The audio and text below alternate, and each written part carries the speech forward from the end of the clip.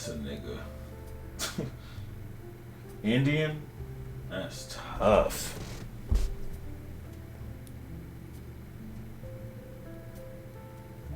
That's rough. If you Indian, my brother, you just made it tougher for a lot of the Indians in this country. Because you know how people are. You know how people are. Hate to say it.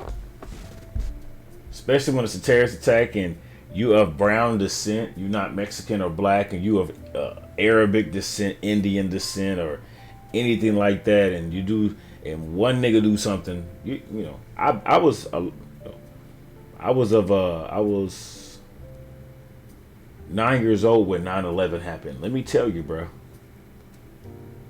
niggas who were like Muslim and Indian, Middle Eastern, anything near that, they was getting their ass whooped. They was getting attacked. They was getting, you know, harassed by the police and some old shit for like years. You know, 4-5 years type shit. So this nigga just made it that more intense, that more, you know, alert for people of his descent. Because this is America, and that's just how it is. That's just how it is. Especially if you're of Arabic, you're Muslim, you know, that type of, anything in that area, people are going to be on high alert for you. Not everybody, but a lot of people. And, you know, the news medias and the news outlets and social media, oh man, the fear mongering and all this other shit, man. Whew. It's unbelievable. Hate to say it, but it's unbelievable. Indian. He looks Indian to me. It's a terrorist. Remember the downtown Dallas ambush that happened in 2016? You mean when the one black dude went down there and Call of Duty to everybody? Yeah, we talked about that years ago. That was on some other shit.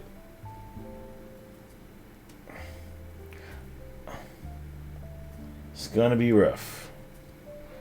So all my fellow Indian brothers and Muslims and Arabic, Middle Eastern, you know, anybody in that type of realm, be safe, be aware, be cautious, be alert. Man, it's rough. It's rough. It's gonna be a rough one.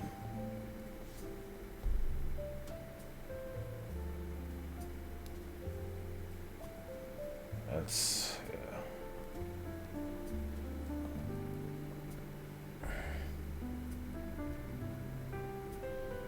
Interview? What an interview? Send a link. Send a link to the interview.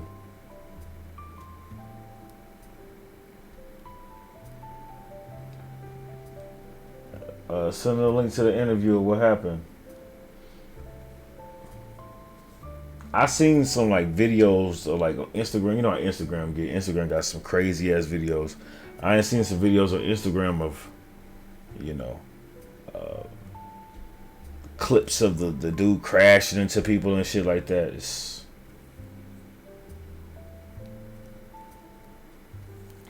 not good, man. It's not what you want to do to start the year. It is a very rough, very troubling way to start the year off. My condolences to those families, man. Big condolences to those families. It's pure ignorance. And what they are calling a terrorist attack. Are they calling it a terrorist attack because he's Indian or Middle Eastern, or what? Or the actions, or are they just calling his actions a terrorist attack? Or did they find a manifesto? Did they find something, Or are they we just qualifying anything like this a terrorist attack? Which makes sense, nothing.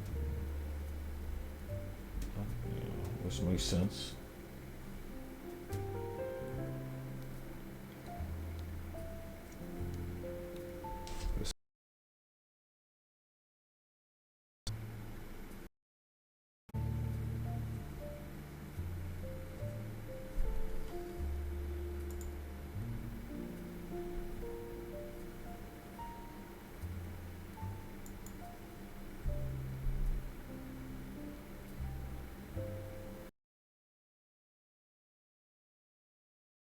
ISIS flag in his trunk.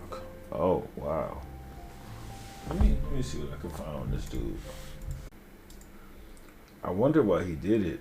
I mean, terrorist, obviously, but did he say something? No manifesto was tough.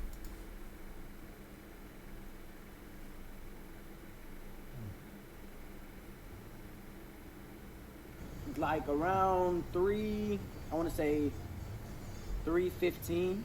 3:15. Everybody's just chilling. We having a good time. Music playing and all that. A truck. I didn't know it was a Ford F-150. I thought it was like a Yukon or something. A truck hits the corner and comes barreling through people, throwing people like a movie scene, like real life, throwing people into the air. They falling under the car, all that. And so a good friend of mine actually passed away from getting hit by it. Damn. And damn, that's tough. You know the little that is rough in the wall, just like this. So this is what a lot of people jumped into to get away from the truck. But yeah, so it must past us, it must have been a guy, narrow I street. didn't know it was a terrorist, but the guy ends up getting out and shooting people. Like he had ARs and bombs and all that, man. But the aftermath was really what got me. Like bodies all up and down the street. Everybody screaming and hollering. You Damn. look down, you see somebody doing CPR. You look around, people crying on the floor, like brains matter all over the ground. And yeah, it really hurt me to see like one of my closest friends like that. That's tough. We ran one way, so like about 5 feet away from the curb, and we ran into the bar to be protected by the little divot. And I'm supposing I could have sworn she was behind me, but now that I'm doing the math, it's seeming like she ran a different direction. But I was assuming she was behind me. So when I ran into there, her cousin was also with me. Her best friend was also with me. So I saw her, and then I'm moving people out of the way to try and find her because she's quite small. So I'm moving people out of the way to try and find her. I'm saying, nah, like, where is she? And I turn my head, and it's her in the street, just leaking blood. And damn. I knew. She looked peaceful though. I'm glad she went peacefully. Damn. She was about to go to college actually in about 2 weeks. About to go to college. She works at a hospital making good money right now, but she went to... Yeah, I mean, it's crazy how he telling the story. I'm sure he's seen some crazy stuff living in New Orleans, but probably nothing like this. God damn. Be an RN, a travel nurse. So we were at the bar, the Desires, and hit her and flung her like at least 30 feet. At least. I can see how they can see how he doesn't care, but some people just tell stories different. Some people just handle situations different. He's probably still in very much shock. Probably can't believe what happened, what he's seen. I mean, he is telling the story very nonchalantly, excuse me. He's 30 feet, and yeah, man, I was lucky to be alive. I'm lucky to be alive right now. This is my first time being in Bourbon, by the way. Okay. So, like, insane first experience. I'll never come back. Like, you won't ever see me here again. but I think it was Desires or some along right across from Voodoo Chicken. So yeah, we were right across from there, and then everything started to unfold. It was insane, man. Like a real closest thing to a war zone I've ever seen, truly. As an old What these comments talking about? Heartbreaking knowing he's scared for her life now. He needs to speak with a trauma therapist ASAP. Sorry for the trauma loss. Trauma situation. Crappy way to start to know. Yeah, it's not the way you want to start it. He posted videos?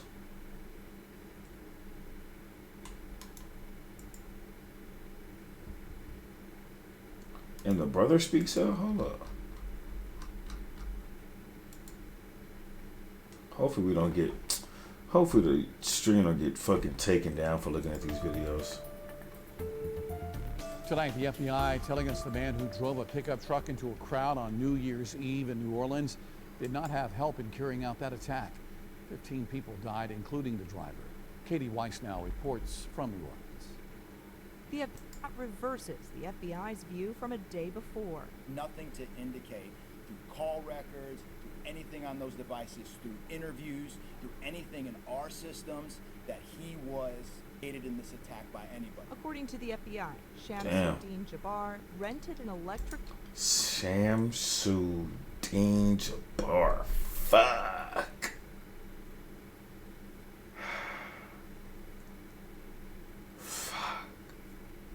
truck on Monday in Houston, Texas, where he lived, and drove to New Orleans on Tuesday evening.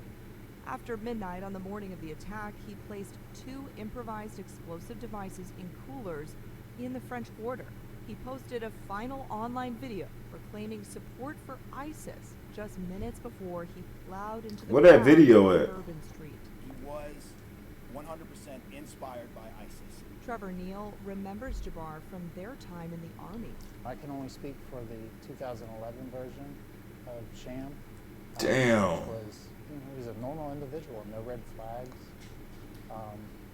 great soldier, phenomenal friend. A cousin of one of the victims, 25-year-old Matthew Tenedorio, reflected on the tragedy. We still haven't really wrapped our minds around that. Like, a terrorist attack took our Matthew away. Bourbon Street reopened under heightened security as New Orleans seeks to return to some sense of its old self. Of course it reopened, nigga. They gonna scoop them bodies up and get back to that money. That's America. If this was somewhere in Japan, that place would have been shut down for the whole year down there probably. They probably would have changed the street name and the stores and everything. College football fans prepared for the Sugar Bowl, which was postponed by a day.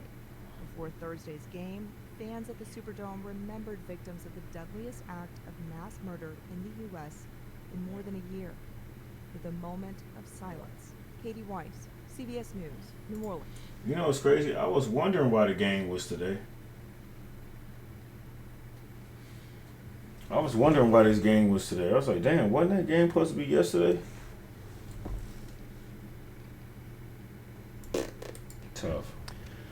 Bourbon Street in New Orleans is back open here tonight as families mourn the loss of their loved ones. Damn! People killed when a man police say inspired. Bourbon Street in New Orleans is back open here tonight as families mourn the loss. That nigga was moving.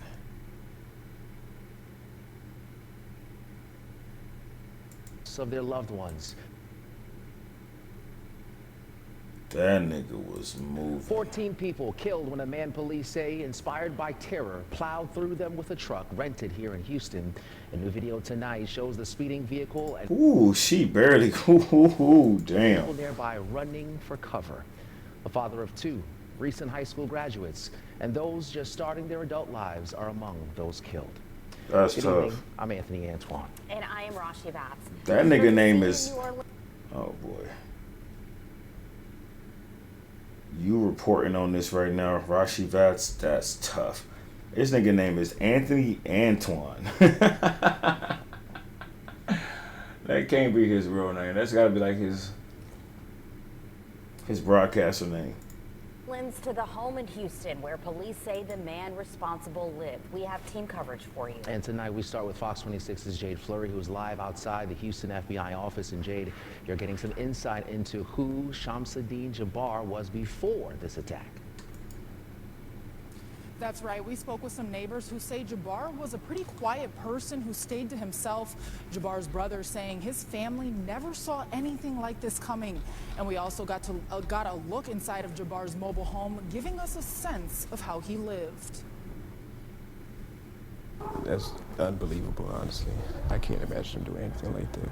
This is the home of Shamsuddin Jabbar, the 42-year-old terrorist who plowed into a crowd of people celebrating New Year's Eve in New Orleans. According to the New York Post, Jabbar kept a bomb-making workbench in his ramshackle trailer home. During an FBI raid on Wednesday, officials seized compounds used for bomb making. I just dropped my phone and crawled into a corner somewhere and started crying. Shamsuddin Jabbar's brother says the two weren't always close, but he couldn't imagine his own family committing a crime like the Bourbon Street terrorist attack. He grew out his beard and he became more modest in his dressing. Nobody's seen anything like this coming. Jabbar, born in Beaumont, lived in the Houston area for years. Hey, of course you're rented a Texan. mobile home in North Houston. It's just unbelievable. I had no idea that he was capable of doing this. A childhood friend who met Jabbar. As a fellow Texan, man, we don't claim him. We don't claim that nigga. Our middle school says they grew distant when Jabbar entered the Army and he entered the workforce. He describes Jabbar as the person he once knew. He was always reserved. He was always pretty much kept to himself and quiet. He wasn't a troublemaker, wasn't, a class clown, nothing like that. He did his work. He was very smart. Houston and New Orleans FBI agencies are asking for the public's help. They're saying anybody who had contact with Jabbar prior to the attack should come forward. Reporting from North Houston, Jade Fleury, Fox 26 News. I don't know. In one of the pictures, he looked like a black kid.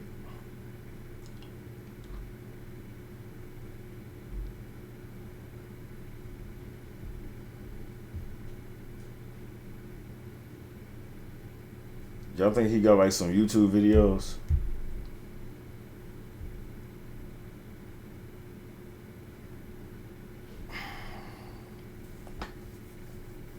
Y'all think he got like YouTube videos? What's his name? Shabazz Muhammad? That's crazy.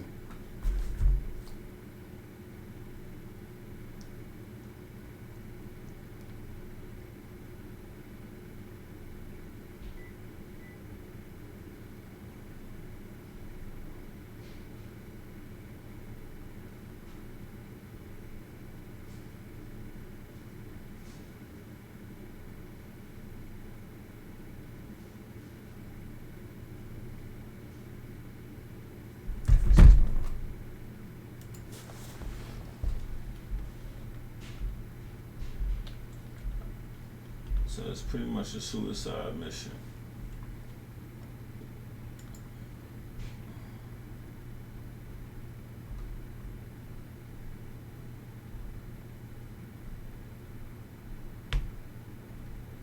Dang, the brother, this the brother. The brother look black as hell. Oh, let's look inside this nigga house. This is a nigga. Suspect erratic after Islam conversion. He converted to Islam. 14 years in the military. He probably was like, fuck this country. Right here he looked black, but right here he looked Indian, tough. New Orleans attack linked to ISIS sympathizer.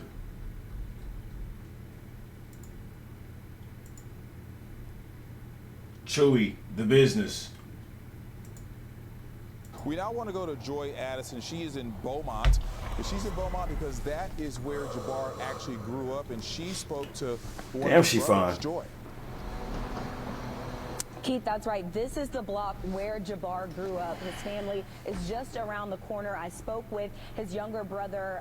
The three of him and his two older brothers share a father. It's gonna And be he tough told for me the. that, Jabbar lived a relatively normal life. The brother that I spoke with, his name is Abdur, and he says that Jabbar attended high school here in Beaumont, a Central High School. He was living in Houston at the time of the attack, and they also he tells me that there was no red flags leading up to what happened. He does say that the shooter, who went by the nickname of Sham, did express some discontentment with the partying that took places in different areas, like on Bourbon Street in New Orleans. But he says that those activities were not righteous, but he didn't say that he was going to directly do anything in any of the areas where he complained about people partying continuously. He grew up here in Beaumont, like I said, attended Central High School. He was an Army veteran who served in Afghanistan, and his family says that he lived in Houston. He worked in tech. He had 3 kids, and he was twice divorced. The most recent one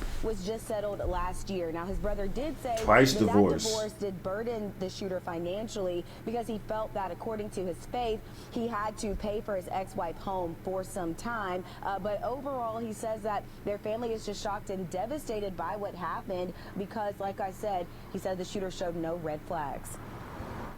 Our hearts and prayers and thoughts go out to those families, the victims of those families, and those who were there to witness it. It's a tragedy. Bro, this is a bro, I'm Indian. This nigga got hair like me, damn near. Oh no.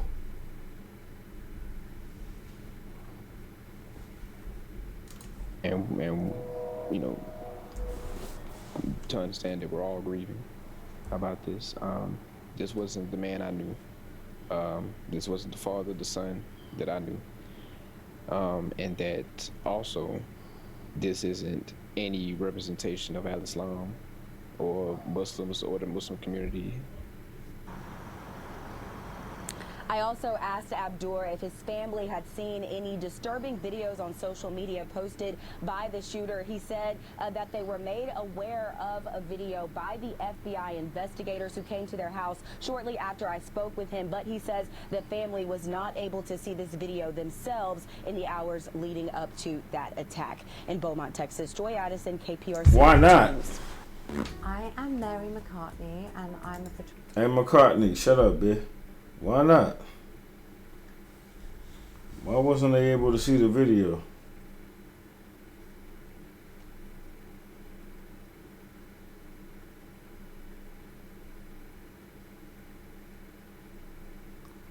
What's my type? Good looking women.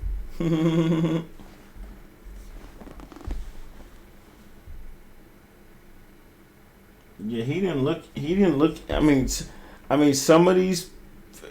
I'm just having a hard time. India. I'm not seeing Indian. I mean,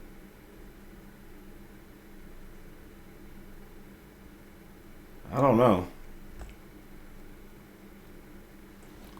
Because the brother's. If this is his brother. We now want to go to Joy. He lived in Houston. He worked in tech. He had 3 kids. To witness it. Look at this hair.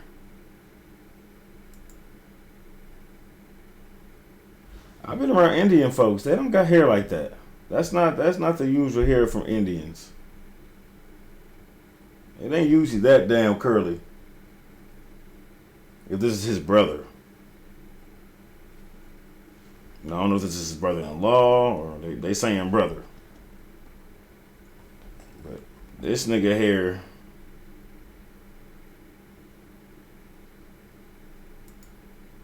This nigga hair wasn't curly like that.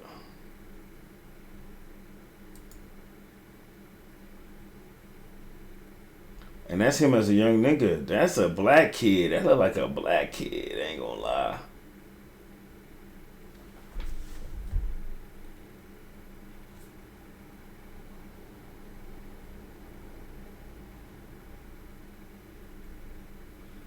Yeah, facts. Oh no, I just bumped random shit. My playlist is on Apple. It's just random shit.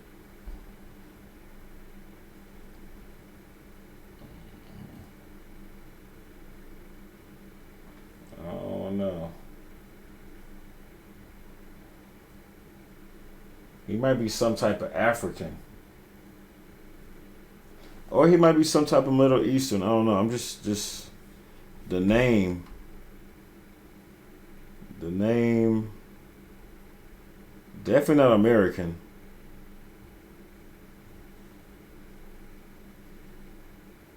But that don't look like no Indian kid. I don't know. Let's see what side in his house with the house look like.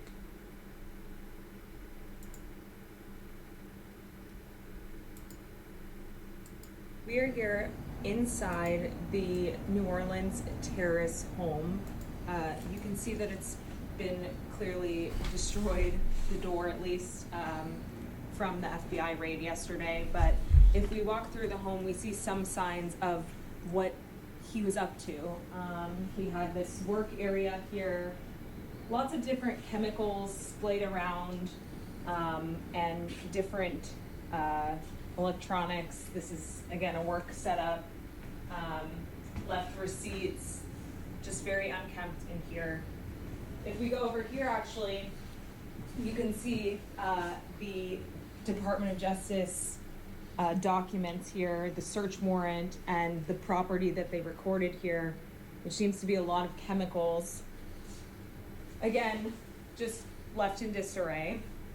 There's a bedroom back here, and what appears to be his collection of religious materials, his Qurans, an open Quran with a passage there, as well as even the Bible here, but mostly books on Islam, and his prayer rug just to the... Oh, gotta show that. Gotta make sure. Oh, mostly Islam. You know, you gotta get the... Oh, boy. Oof. If the fear mongering wasn't already enough, it's about to be heightened. Man. Left of me here. And if we go back, there's another bedroom here. You can see he left all these belongings, contact lenses, personal belongings, his bathroom. This seems to be some sort of workspace, again, with other chemicals here. The light's still on. Some kind of station set up here. We're not really sure what that was for. In, what we can assume was also a bedroom. You can see clothes left here, and just a sign that someone was here up until those last few moments when neighbors said he left just before the New Year's holiday, saying he was done with his lease, it was up, and he was on his way to New Orleans where he would live there. Didn't take any furniture because he said his new home would be furnished. That's all we know so far. You watching stuff on the terrace from the Bourbon Street. But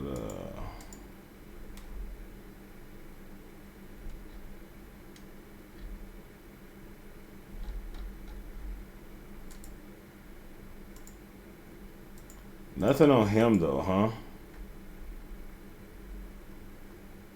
Nothing like no videos from like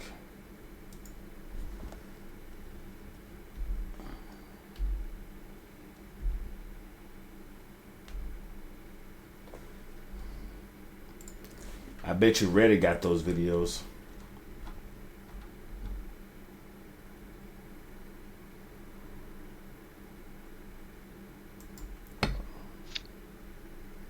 Neighbor saw a pickup truck.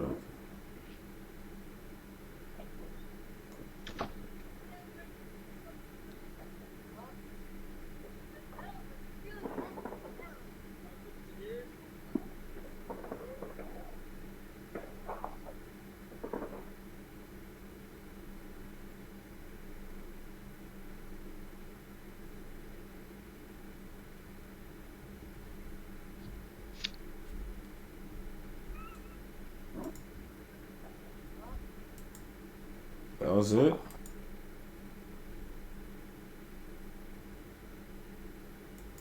Can't let the rest of the fucking video play out like this is 1955. The fuck?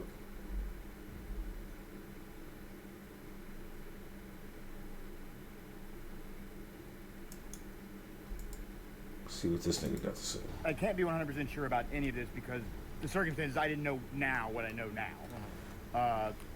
But there was a gentleman at the house, 2 houses down from my house, that was looking at me like he was doing something wrong. Basically like a I don't want to say a drug dealer, but something like he's looking for cops. And as I was parking, I noticed this guy, he's just staring at me from what I believe to be the alleged house. And it pissed me off so bad. I'm like, why is this guy staring at me? That I was focused more on that than parking, and I actually hit my right bumper on the thing, and I remember it. And when I first saw the picture, I described it to my girlfriend before I even saw the picture. I was like, he was a little bit taller than me, not a big guy, goatee, beard, African American or Islamic descent, and just I thought it was a drug deal or something. You hear that? African American. Lord have mercy. But it pissed me off. Like, why Nigga. are you staring at me?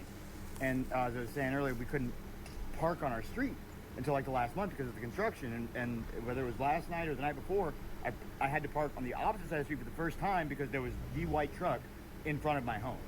And I just noticed it because, like, who is parking in front of my house? Because we all know each other and everybody has their spots because parking has been a premium for so long. And again, that's not really any information, but I noticed... Nah, I don't have no family in New Orleans. And knowing what I know now, that knowing that truck did what it did is pretty rough. So you had sneaking suspicion in that moment. But not what happened, but just I thought I had never recognized the guy because I know my neighbors, and that's why I was so. I mean, he's just staring me down as I'm trying to park, and I noticed it so bad that I didn't park well because I'm like, why is this guy staring at me? Yeah. And to me, it was a guy who was, I thought at the time was like dealing drugs or something and looking, looking out for something. I don't know, but I got a vibe. And so you shared all this with the FBI? Yeah, I shared all this with the FBI. I talked to him earlier today. And again, can I be 100%? No. Am I 90% sure that was the gentleman after seeing the most recent passport photo that was released? Yeah. Like, I described the person that I saw after this had happened when they first announced that it was that house. I told my girlfriend, I said, I swear to God, baby, I saw this guy the other day, like 2 days ago or something like that just gave me a bad vibe. And then another neighbor down the street said that she noticed him bringing back and forth garbage cans, which I don't know, but she looked at the picture and we've been in contact and said, this guy's just been, for days, just going back and forth with a garbage can. What was he moving with those garbage cans? Sort of like one that you would keep on yes, the edge one of the the ones. curb, Yes, the big correct. city. The big ones. A friend of mine said that she noticed him. She noticed him bringing it back. And that's another neighbor noticed him bringing it up and down the street. What that means, I don't know. But and I'm sure I can say this. I'm sure there's common things. But the FBI was like, they've got a lot of ring footage, and they're pouring through it. Yeah. And that's I asked the FBI if they could tell me anything. Of course, they said no. Duh, nigga, you think they gonna tell you something? Yeah, my boy, we gonna tell you. We don't know who the hell you were. Hey, sorry for interrupting. But we gonna tell you.